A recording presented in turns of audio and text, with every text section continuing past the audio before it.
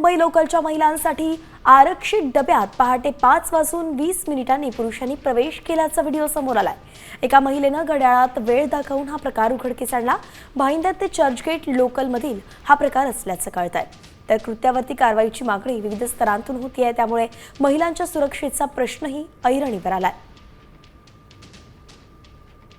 मनोज तांबे आपले प्रतिनिधी आपल्या सोबत जोडले गेलेत। मनोज, हा व्हिडिओ आपण सध्या पाहतोय, नेमकं या पुरुषांवरती कारवाई होणार आहे का?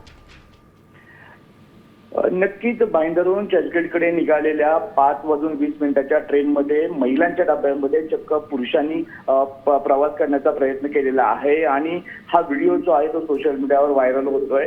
एकंदर पाहिलं तर महिलांच्या डब्यांमध्ये पुरुषांनी प्रवास करणे हा कुठेतरी महिलांच्या सुरक्षतेची वरती प्रश्नचिन्ह निर्माण झालेला आहे। महिलांच्या सुरक्षेसाठी कोणताही या डब्यामध्ये पोलीस प्रशासन असेल, सुरक्षा रक्षक नव्हते, यामुळे ह्या पुरुषांनी या डब्यामधून प्रवास करण्याचा प्रयत्न केला। मात्र या पुरुषांवर आता पोलीस प्रशासन, रेल्वे प्रशासन काय कारवाई करणार याकडे सर्वांचं लक्ष लागलेलं आहे।